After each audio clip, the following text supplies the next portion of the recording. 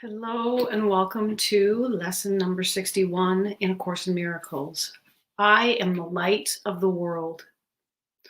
Who is the light of the world except God's Son? This then is merely a statement of the truth about yourself.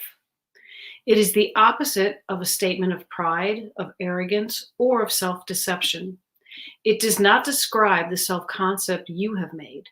It does not refer to any of the characteristics with which you endowed your idols. It refers to you as you were created by God. It simply states the truth. To the ego, today's idea is the epitome of self-glorification. But the ego does not understand humility, mistaking it for self-debasement. Humility consists of accepting your role in salvation and in taking no other. It is not humility to insist you cannot be the light of the world, if that is the function God assigned you. It is only arrogance that would assert this function cannot be for you, and arrogance is always of the ego. True humility requires that you accept today's idea because it is God's voice which tells you it is true. This is a beginning step in accepting your real function on earth. It is a giant stride toward taking your rightful place in salvation.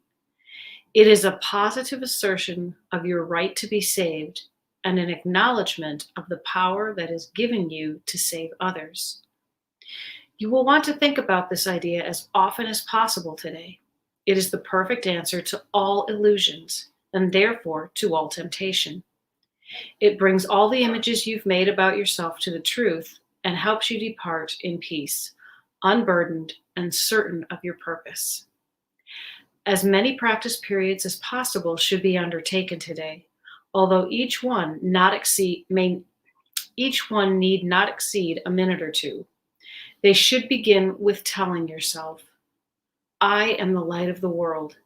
That is my only function. That is why I am here. Then think about these statements for a short while, preferably with your eyes closed if the situation permits. Let a few related thoughts come to you and repeat the idea to yourself if your mind wanders away from the central thought. Be sure both to begin and end the day with a practice period. Thus, you will awaken with an acknowledgement of the truth about yourself, reinforce it through the day, and turn to sleep as you reaffirm your function and your only purpose here. These two practice periods may be longer than the rest if you find them helpful and want to extend them. Today's idea goes far beyond the ego's petty views of what you are and what your purpose is. As a bringer of salvation, this is obviously necessary. This is the first of a number of giant steps we will take in the next few weeks. Try today to begin to build a firm foundation for these advances. You are the light of the world. God has built his plan for the salvation of his Son on you. Those are really powerful words, but they echo many of the teachings of Jesus, where Jesus says we are all the light of the world, and Jesus is simply leading the way. He is the elder brother.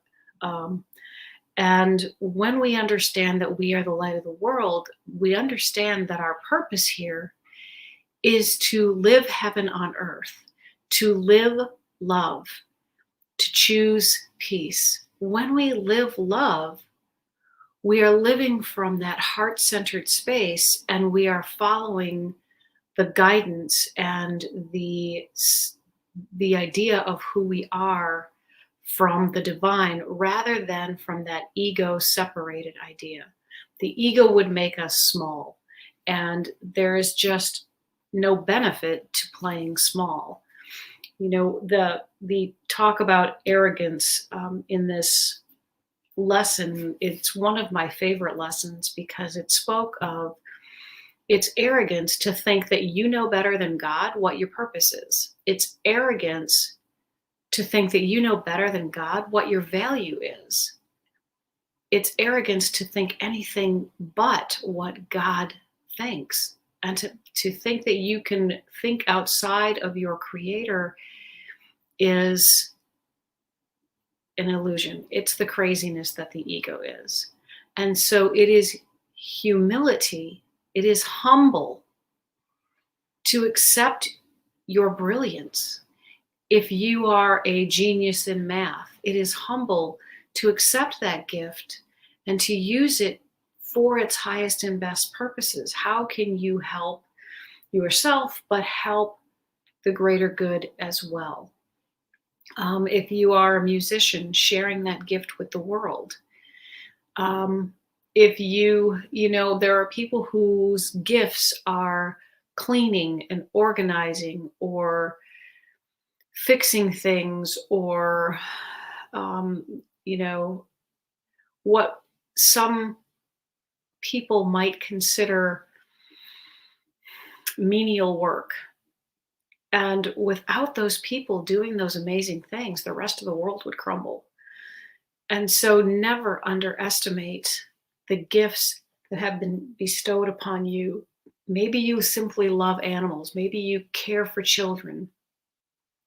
Maybe you are good at service and so you have a convenience store. Maybe you are the cashier in the store. All of those things are lofty work when you do them with love. You don't know how many lives you change simply by extending love in all the work that you do. And people, for example, with the grocery store idea, are in the grocery store day after day after day after day. And if they're having a bad day because it's a stressful experience and you bring your light to that experience, you are a part of the salvation of the world. So whatever you do, don't think that you should be somewhere else just because there's some other apparently more glorious job or more glorious work.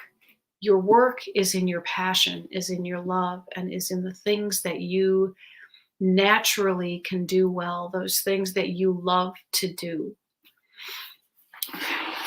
Now let's see what Tina Spalding's channeling says for lesson 61. You are blessed beings indeed. That is why I start every statement I make with that statement. You are blessed beings indeed. You are the light of the world. You carry within you your very essence of the love of God. You carry with your very essence a powerful creative ability. You carry within your very essence everything you need, all the understanding you need, all of the passion you need, all of the drive you need, and all of the wisdom you need to experience what you want to experience in your incarnation. Why do you think so much effort is put into teaching you otherwise? So much effort is put into teaching you about your smallness, your propensity towards sickness, keeping you ill, keeping you inside, keeping you away from joy, keeping you from the outside, and keeping you controlled. Because you are so powerful. If you were not powerful, this society would not need to restrict you so much and train you and punish you so much. It would be able to leave you alone, for you would not be any trouble. You would be weak, but you are not. You are the light of the world. I am the light of the world.